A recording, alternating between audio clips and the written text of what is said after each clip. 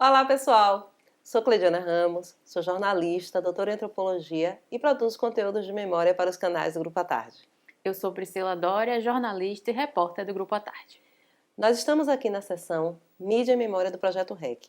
Nessa seção, a gente faz um passeio pela memória a partir de peças que formam o acervo do SEDOC à Tarde. Hoje a gente está aqui com o professor Luiz Vitor, que sabe muito sobre capoeira e vai ajudar a gente aqui nesse passeio pela memória.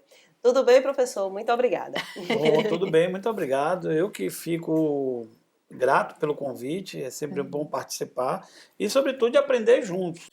Todo mundo que vai pesquisar vai passar aqui pelo Jornal à Tarde. A gente sabe dessa produção de fonte, principalmente para quem é da história, trabalhar com arquivo do Jornal à Tarde. E aí, vamos lá, né? Tá vamos, preparado? Vamos começar com uma aqui, inclusive, que é bem antiga. É uma de 9 de dezembro, uma notícia, né, de 1922, onde o título tem um questionamento. Ressurgem as capoeiras? O que foi que aconteceu? Tava rolando um jogo de futebol, aí gol de um lado, gol do outro, a torcida ficou empolgada e começou uma briga. Quem sofreu foi quem? O pobre do Guilherme, que a gente não tem imagem, mas deve ter sofrido o bichinho, porque foi parar no atendimento médico. E ele levou uma cabeçada. E aí na matéria, inclusive, eles falam assim, ó, até que 2 homens entraram em forte discussão, que finalizou com uma cabeçada em Pedro Guilherme, empregado nas docas, que nem teve o tempo para se defender. Foi uma cabeçada de quem conhece bem a capoeira. Bom, então veja bem, então você veja que nessa matéria você tem indício forte desse ambiente, dessas contendas que existia na capoeira. Aqui não necessariamente a roda da capoeira, mas a partir de um momento, de uma situação que para você decidir, você decide através da capoeira. E muitas dessas reportagens desse período, você vai ver alguns golpes da capoeira, como rabo de arraia, cabeçada, rasteira, né? Então,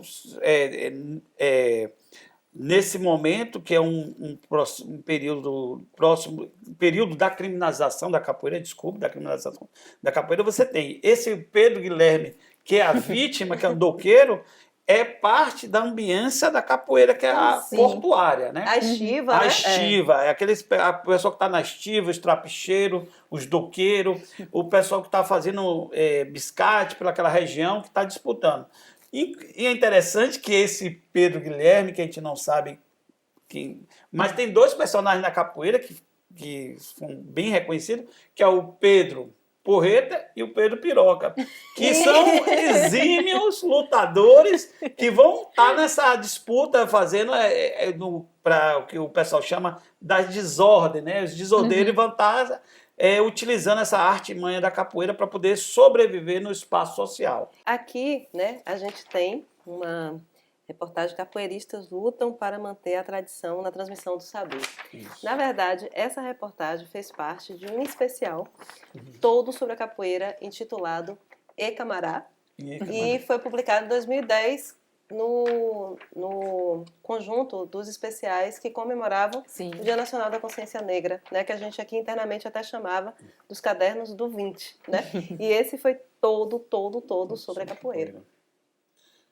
Bom, já o título aqui nos oferece uma coisa muito importante aqui para a capoeira. Capoeirista luta para manter a tradição na transmissão do saber. O que seria essa transmissão do saber da capoeira? Se você perguntar a qualquer mestre, primeiro ele vai dizer assim, esse processo que é através do corpo, né? Então, a coisa do corpo, essa pedagogia do corpo na capoeira é muito forte. E uma outra dimensão é a questão da oralidade. Eu tenho uma fala que eu gosto muito, que é do mestre Dodecani, que ele dizia assim, para você aprender capoeira, você tem que fazer a pedagogia dos 3 R's: ritmo, respeito e ritualidade. Por que a ritualidade? Para você justamente manter a tradição, que está aqui, ó. Então você cria um dispositivo de regras que você precisa atender essas regras. Não é porque senão pode ser qualquer coisa. E você tem que ter, dentro dessas regras, você tem que ter o respeito com o outro. Respeito ao mais velho, saber ouvir o mais velho, saber desfrutar desse conhecimento, que foram conhecimentos que não foram privilegiados ao longo do processo. Né? O conhecimento do mais experiente, a oralidade, aquela coisa, né? E o ritmo, o respeito e a ritualidade, o ritmo, né?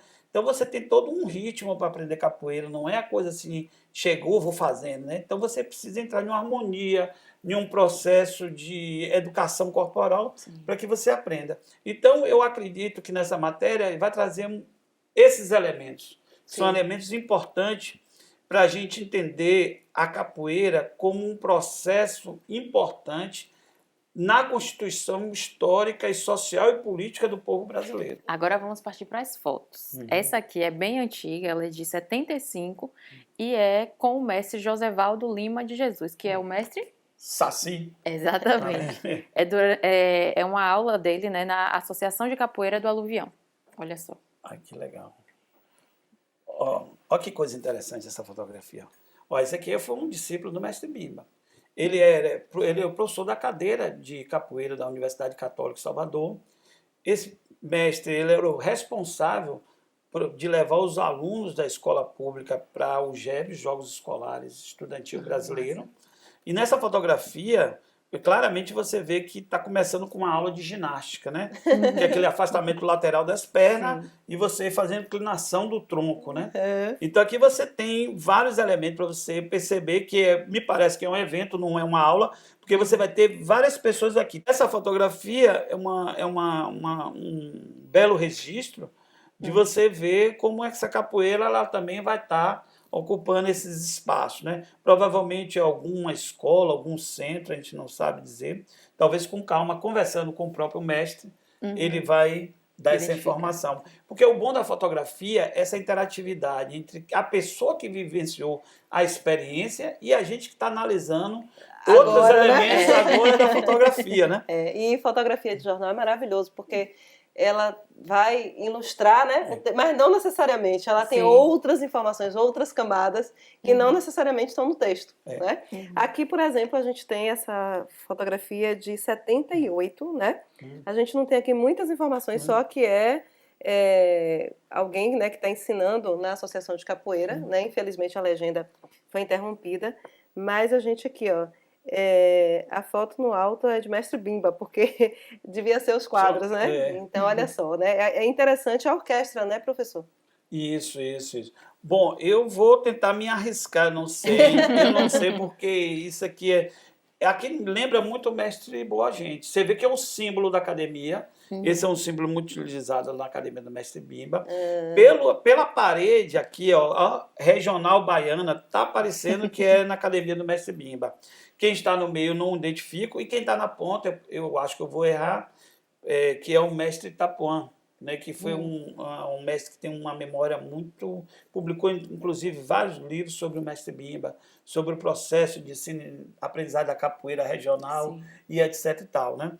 Então, me parece... Agora você veja, né? A capoeira de Bimba era um birimbau e 2 pandeiros. Olha que coisa interessante na fotografia. Quer dizer, aí como você vai fazendo esse cruzamento de informações. Geralmente o birimbau no meio e um pandeiro, outro pandeiro na ponta, né? Ficava na extremidade. Aqui está diferente. Mas isso não invalida em nada. Isso é só para a gente trazer alguns aspectos que eu acho que é interessante. Dentro desse espaço cultural que foi a Academia do Mestre Bimba, ali na Rua do Marcel de Cima, né? Que quando você chega ali no Terreiro de Jesus, você vai ali e você já vê. Hoje quem é o responsável por esse espaço é o Mestre Bamba. Sim.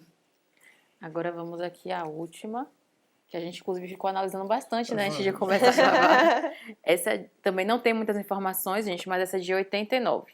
E é durante os movimentos, olha só.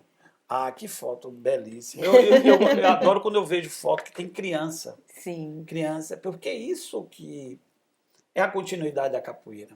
Olha aqui, olha a expertise desse fotógrafo. Você vê que ele abre a cena da imagem fotográfica, ele pega todo um local, e aqui é esse piso que ele está jogando capoeira, nem sempre é um piso confortável. Veja que aqui eles já utilizam um cordão da capoeira, né, que é uma espécie de graduação, que em um determinado período da capoeira você não tinha cordão. Sim. Então vai entrar o cordão como um elemento de dizer assim, que é como se fosse um elemento, não sei se a palavra certa é classificador, mas que vai diferenciar as etapas, a graduação, né? Então você tem nesse cenário crianças, adolescentes e os 12 mais experientes agora no momento da cena jogando capoeira. Provavelmente a bateria, eu vou estar aqui do lado ou então vai estar no lado de cá e o fotógrafo privilegiou. Agora veja onde é que esses caras estão jogando, debaixo de um baobá, debaixo de uma árvore. Nossa! Né? Olha que coisa, olha que cena fotográfica maravilhosa, né? Então, eu gosto muito de utilizar esse dispositivo da fotografia e do filme como um dispositivo de memória, como um dispositivo de memória da capoeira, para a gente entender essa capoeira e como essa capoeira ela vai sendo, vamos dizer assim, ressignificada. Professor, muito obrigada. Gostou do passeio? Ah, adorei. Me senti um lugar tão confortável, tão amigável, que, enfim. E parabéns, que eu sei que a labuta não é fácil, é difícil, mas ao mesmo tempo é muito importante, é muito significativa. A gente tem que apoiar essas ações, né? Essas ações que falam sobre memória, sobre patrimônio, porque um povo sem história, a gente fica perdido no tempo e no espaço. Já dizia o professor Milton Santos. Então é isso, gente. Aqui nos canais do Grupo à Tarde sempre tem informação qualificada. Fiquem ligadas, fiquem ligados. Mais uma vez, gente, muito obrigada e até a próxima.